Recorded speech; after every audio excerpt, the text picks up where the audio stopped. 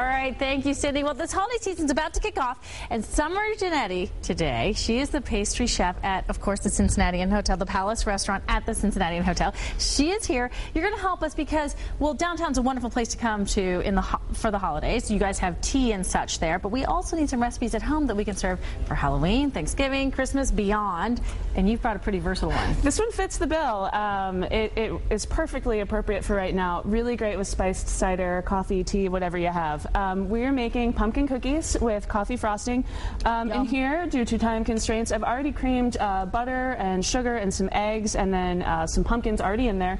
So wait. Do you use canned pumpkin or do you? I do use canned pumpkin. Okay. You could use fresh, but with canned pumpkin, the moisture content is like an industry standard. So if you used fresh pumpkin, okay. All right, okay. It's okay. And actually, you might find that the recipe doesn't work as well with fresh pumpkin, just because there's no telling how much water is in that. What are you putting in there now? This is the mixture of flour, cloves, ground cinnamon, and baking soda. It smells delicious. Just you moving it in there smells so good. So we're just going to let that go, and while we're working on that, we're going to make the coffee glaze. It's 2 cups of confectioner's sugar, and then we've got strongly brewed coffee or espresso. If you have instant coffee, just reconstitute that with water and some melted butter. And all you do is stir it together. And now that this has come together, I stir while you do that? That would be fabulous. You're a natural. You're a natural. Yes. Food Network, look out. I'm going to come hang out with Summer in her kitchen and let her teach me how to do things. So that's what I want to learn. So this is my most clever trick. Okay. An ice cream scoop, if you can get one. You get perfectly even cookies every time. There's no mess. You're not getting stuff all over your fingers. And this is a super kid-friendly recipe.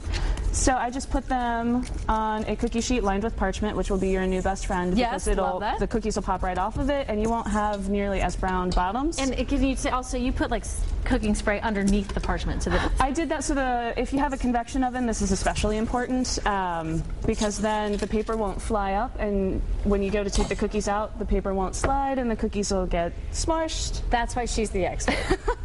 So then once your glaze has come together, just take a fork and drizzle over top.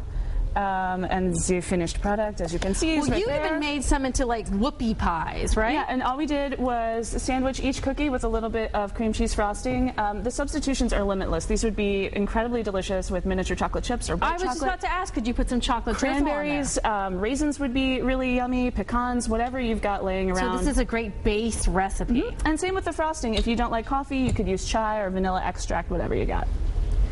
She's brilliant, and there's tea going on. You could go.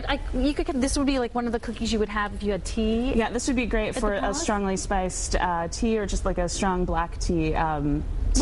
What a great thing to do with your girlfriends around the holidays. Girlfriends, children, I mean, it's really where memories are made, and that's why I actually love tea, because we get to do all sorts of cute stuff that we wouldn't necessarily get to do in the palace. Like, we can't make snowmen and Christmas trees and put them in the palace, but we absolutely can put Christmas trees and snowmen and snowflakes and all sorts of stuff for tea.